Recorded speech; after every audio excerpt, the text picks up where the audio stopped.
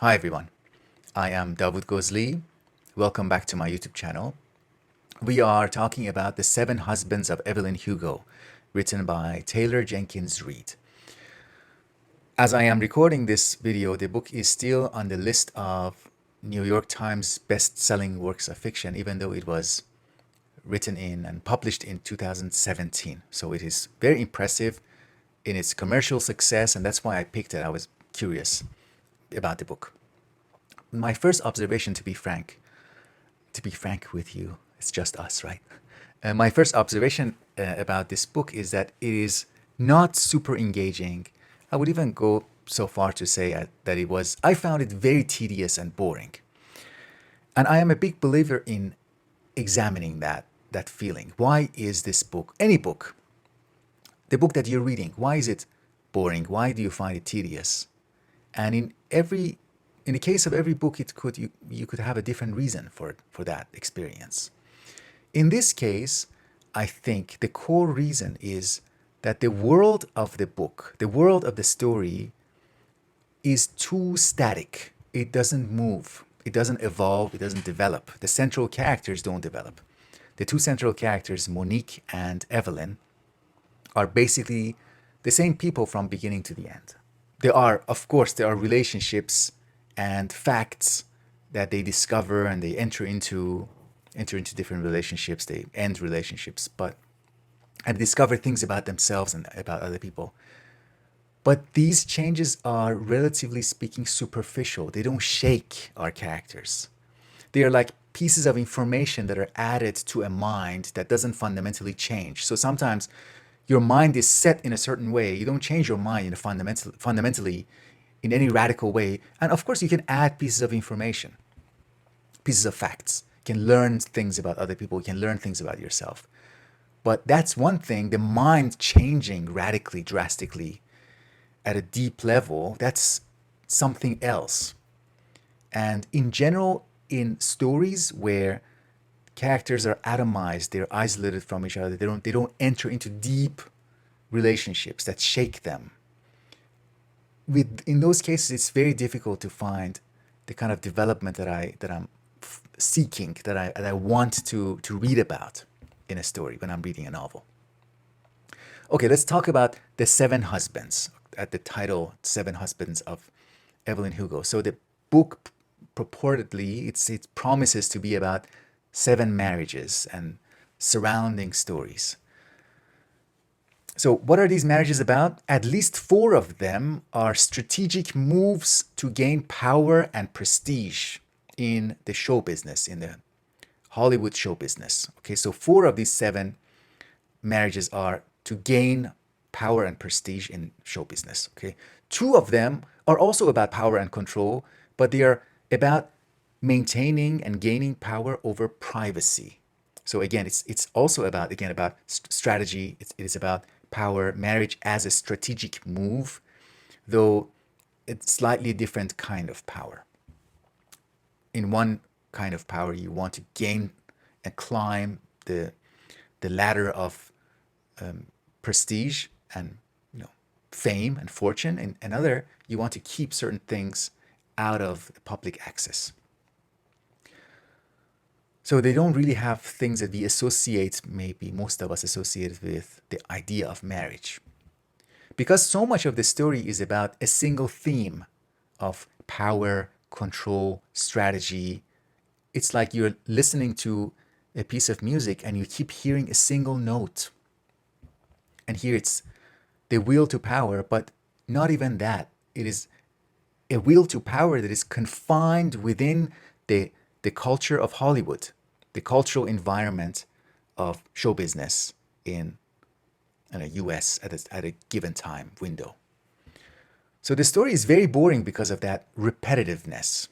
Our author, Jenkins Reid, knows this. I think she must know this, and that's why she creates intrigue in the middle of the story. All of a sudden, she announces that something big is going to happen later on. Just keep reading.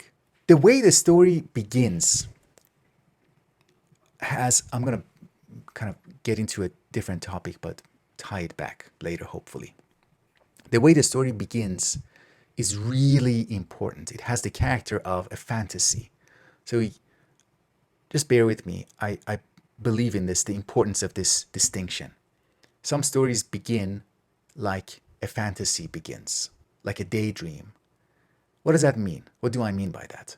I mean, they begin by suspending rules and like rules of logic, the standards of rational, including cause and effect connections, cause and effect relationships. They are suspended. The standards of judgment according to rational rules are suspended.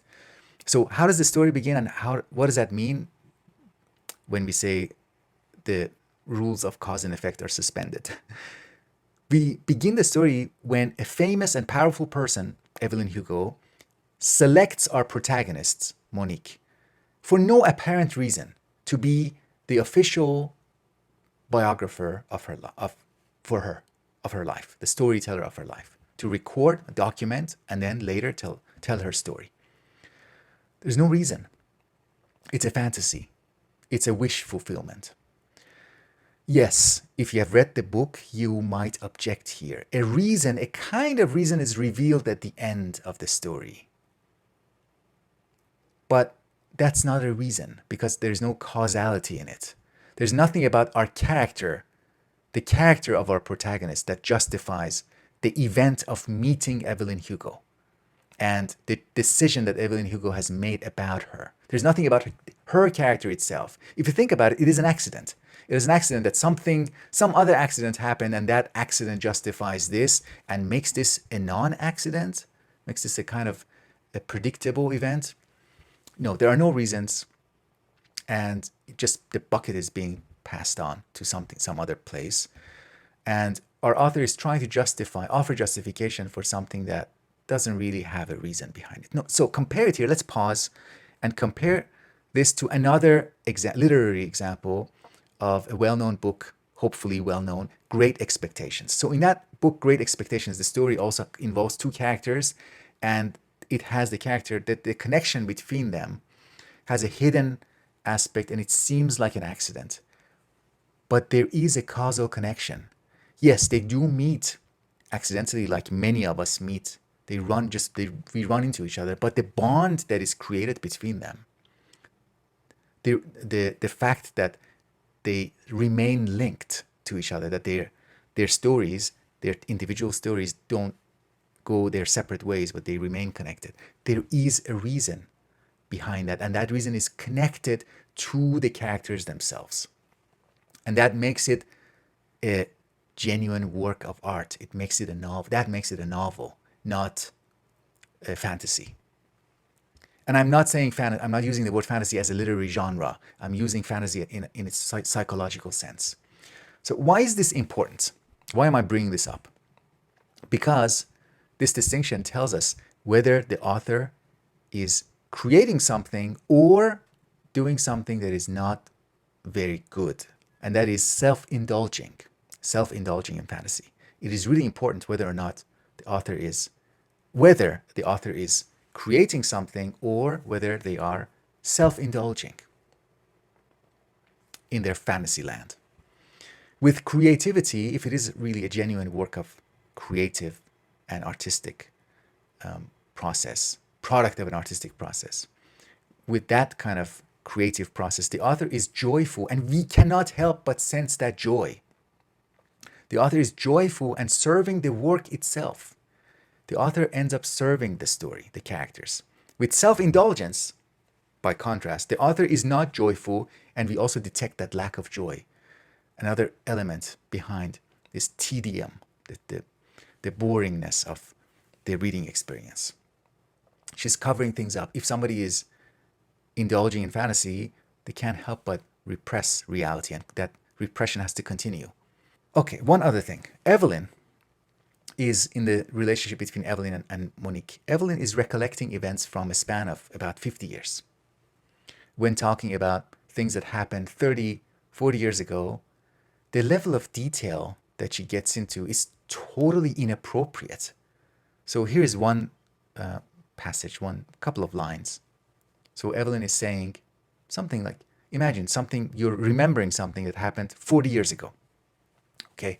She says, quote, I sat down on one of our blue tufted sofas. Celia sat on the one opposite me. She folded her legs underneath her, her spare hand on her feet. Is is this the kind of thing you remember, you say, you describe from an event that you're remembering from 30, 40 years ago? She remembers colors, she remembered what dress somebody was wearing or she herself was wearing. So the level of detail is just, it doesn't fit that type of recollection. If you've ever listened to an 80-something-year-old person talking about their life, even the specific events of their life, they don't talk like this. This is transportation, literal transportation, time travel to that moment and then finding that moment. Again, a sign that we are fantasizing, we're joined in a fantasy. Another point, there's an art form relevant to this story. What that art form is: acting, being an actor or an actress.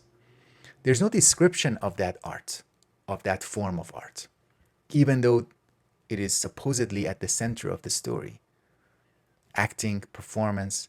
If you watch even the Netflix TV show, The Kominsky Method, you watch, even though it's not directly about acting, but you can't help but encounter some things about the art of performance, acting on a stage, along with the story.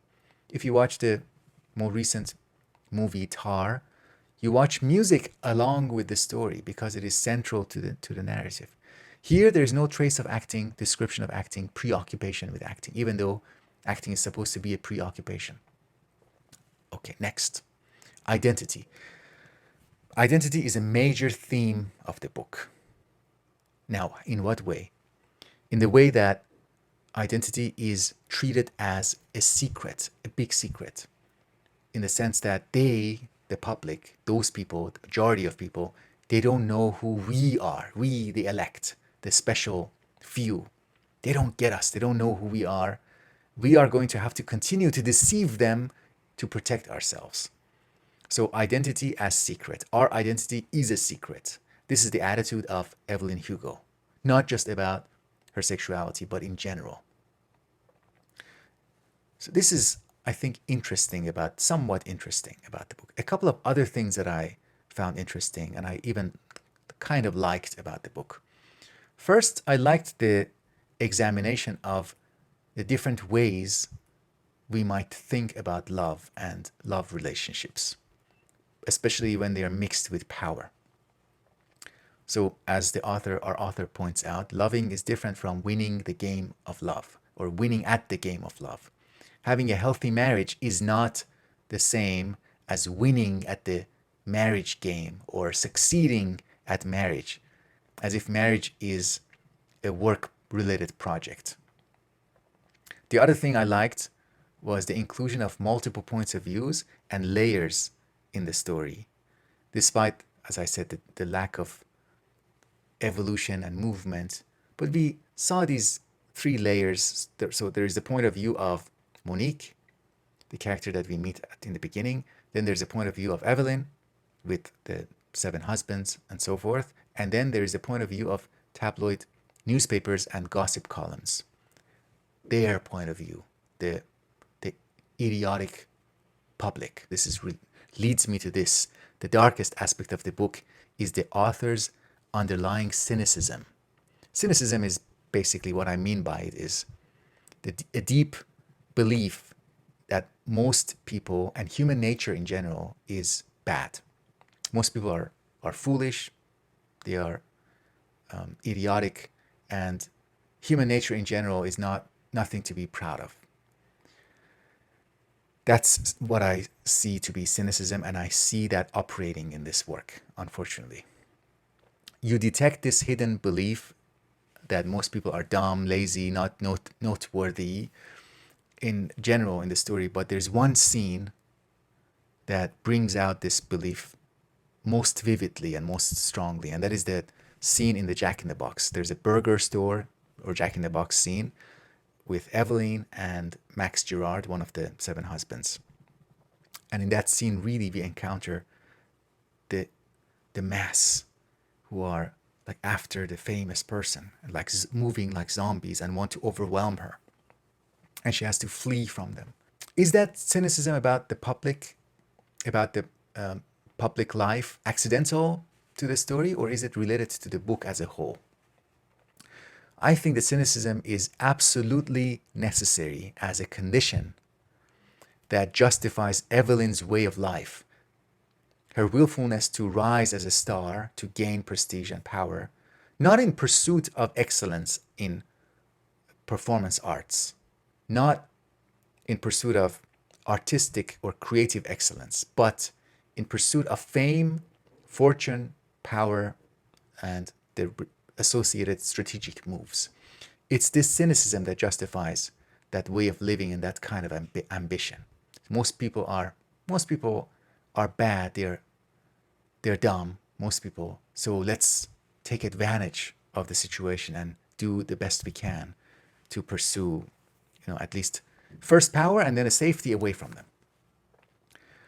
Now, about the writing, I want to add a few observations about the writing of the book. I think the book contains some creative energy. I think in the future, our author is going to write some good essays or collection of essays. I would read those, but I don't think I'll read another novel by her.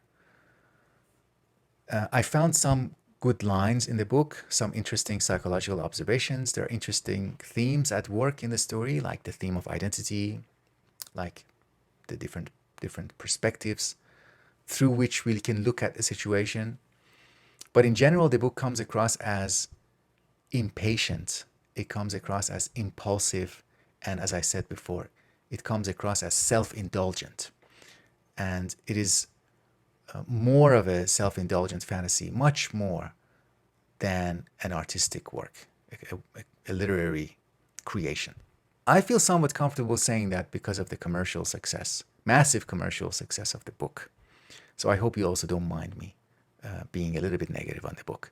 If you have read the book, I hope you found my discussion useful. Let me know what you think. Let me know, especially if you disagree. I would love to get your take on the book. If you haven't read the book, I would not recommend it unless you want to learn about pop culture as reflected in best-selling books. There is a book by the French author Guy de Maupassant. It is called Bel Ami. Read that book if you like to read a story about that mixture of power, love, rise to prestige, and you want to read a book that is actually a page turner and a book that is attentive to the craft relevant to the story, a craft like in the case of Evelyn, the craft of performance arts, and a book that shows the development of character. So Guy de Maupassant, the book is Bel Ami. That's it. Please like and subscribe if you liked the video. Check out my Patreon page and the book club that meets twice a month. And I will speak with you in future videos. Thank you.